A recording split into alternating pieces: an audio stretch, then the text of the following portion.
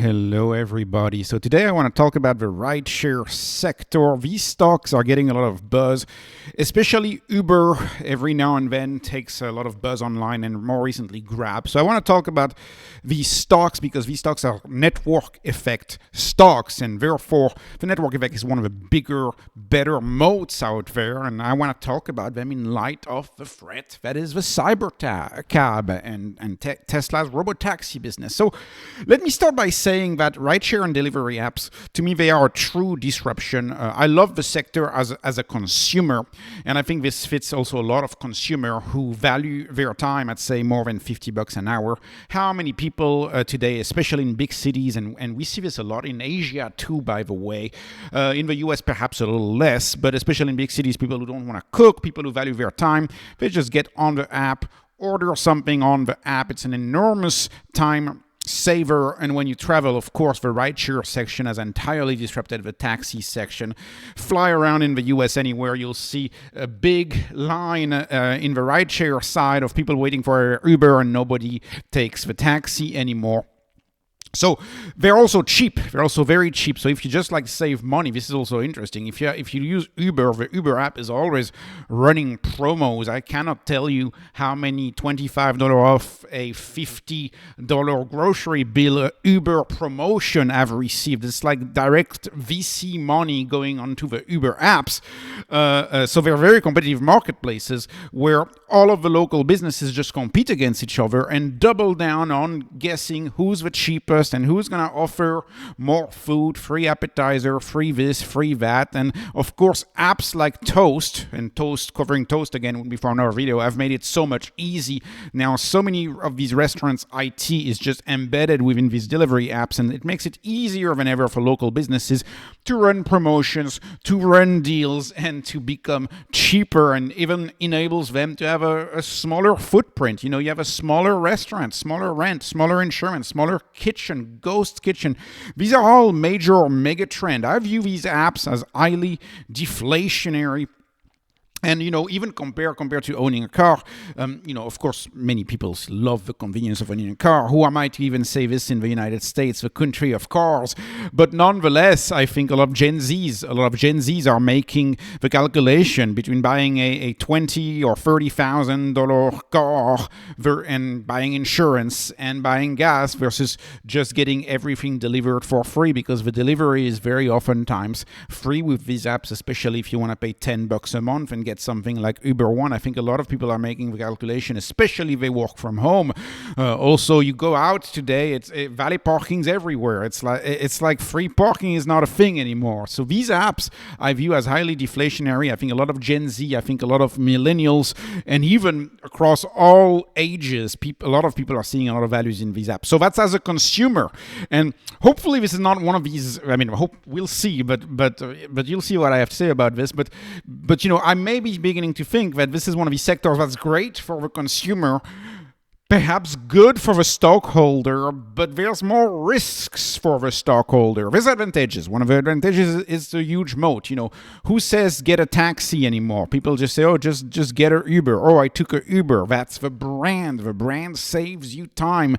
When you got to get somewhere without your car, you don't have your car, you land in an airport, just get an Uber. That's the brand. Lyft doesn't have that brand power, but Uber certainly does. And then you have the network. Building a two-sided network is very hard to do.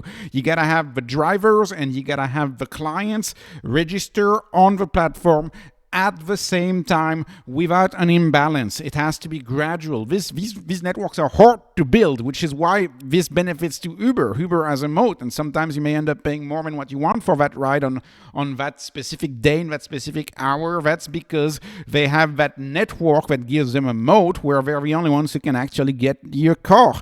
But they also benefit from a flexible workforce, and the workforce competes against each other. So just like the restaurants compete against each other on Uber Eats, trying to be the cheapest, they compete. The drivers compete against each other. Just Uber is just bidding the rides away and trying to offer less on the rides. And right now in this environment, of course, a lot of stocks, I'm very careful about because of a threat of tariffs. I think we need to be very careful in picking stocks that may be impacted by tariffs. This sector is not impacted by that, and you also have deregulation being a positive. You always see now and then California, a judge somewhere trying to requalify a gig work into employee work.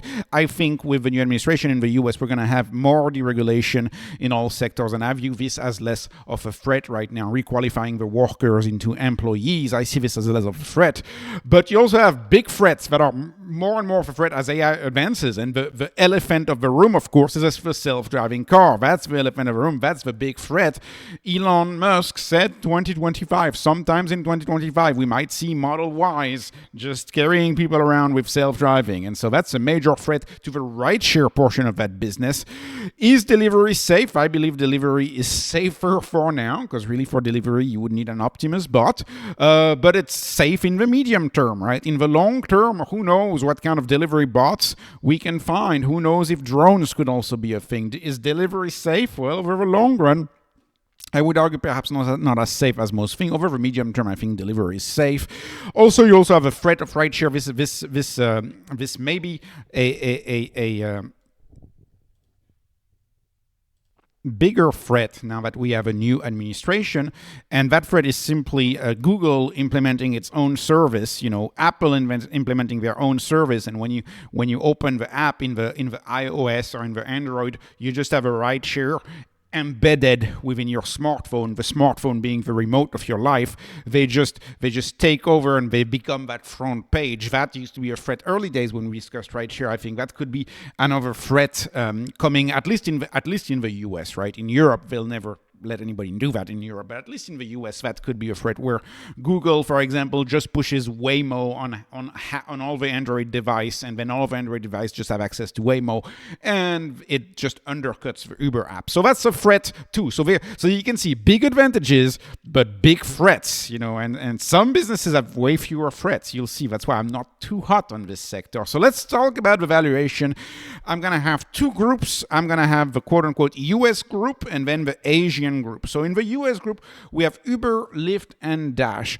You can see the valuation, and by the way, this is true for the Asian group too, the valuation of these stocks is not nosebleed at all, considering the growth. It's actually roughly in the middle, a slight leaning towards being on the cheaper end of the 200 plus stocks that I analyze. Uber is, of course, the most expensive one in this sector for being the pioneer, for being still the leader in this sector today. But note how the growth is not exceptional at 17%. I'm a growth snob. 17% doesn't get me excited when monetary inflation is 15%. The gross margin is not excellent. The EBITDA margin is not excellent for a business that is now slowly leaning into maturity. And the threat to a big part of the Uber business, which is the cybercab right here. If you ever wonder why it's a yellow gold, well, it's a yellow gold. The cybercab is a yellow gold as a nod to the New York City taxis and the Yellow Cab Corporation in the US that is now bankrupt, defunct because of Uber. That's going to be a threat to Uber and Lyft, and especially Lyft, because Lyft, you see, even though Lyft is much cheaper, Lyft is the only stock in the spreadsheet that I could consider very cheap. Lyft barely makes any EBITDA margin, first of all, so they're barely cash flowing, and they are a pure play rideshare. So as a pure play rideshare, that means they would be directly threatened, in my view, by a successful rollout of cybercab. In many ways, with Uber and Lyft, to own any of these two stocks, no financial advice, but one would have to believe that the rollout of a cybercab is going to fail, or that the rollout of a cybercab is not going to be a hit. You would have to be bearish on the cybercab rollout, in my view, but Uber being the safer play, because Uber has delivery to save it. And Doordash is, in my view, the safest play at the moment, but the valuation is the second least appealing on there at a 0.58. It's not an appealing valuation in my view, but of course they just do delivery, so it's more of a mid term. It's more of a mid-term threat. Cybercab is mid-term to really short-term threat in the USA. So none of the valuation out of these three stocks compels me. The valuations do not compel me on this, even though Lyft is technically the cheapest. I'm not too compelled by the valuation. Let me move on to the Asian place. So we have Grab and we have DiDi. So Grab is the giants in Southeast Asia, Indonesia and the like countries in that region, and DiDi is the giant in China. But DiDi also have a big Latin America presence, like in Mexico, for example. They're fairly present in Latin America, in Brazil as well. But it's the Chinese giant. So the Chinese giant is slightly cheaper than Grab. So again, it's a Chinese company. I would expect it to be much cheaper, but no, it's only slightly cheaper than Grab. Point number one.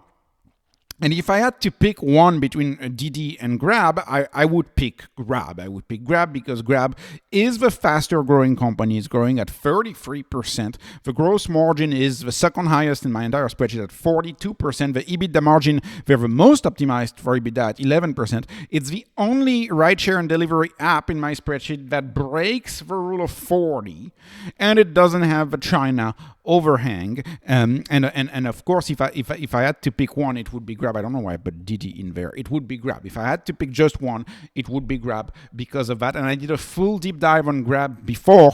The only downside of Grab is that it's up 41% in the past 52 weeks. The valuation is not as nice as what one could have gotten a while back, but it's almost fair. If a stock is up 41%, but the revenue growth is 33%, it's kind of the same price. You're kind of paying the same price on a price to sales basis. So the stock that I like the most, my favorite in there, is Grab, but I don't own any of these stocks. And so this is no financial advice. This is not investment advice. This is just entertainment. I'm hoping you were entertained. Please like, please subscribe, follow me on Patreon, follow me on X. Patreon, if you want to get access to my spreadsheet, you can follow me on there. Thank you so much for watching and have a wonderful, wonderful day.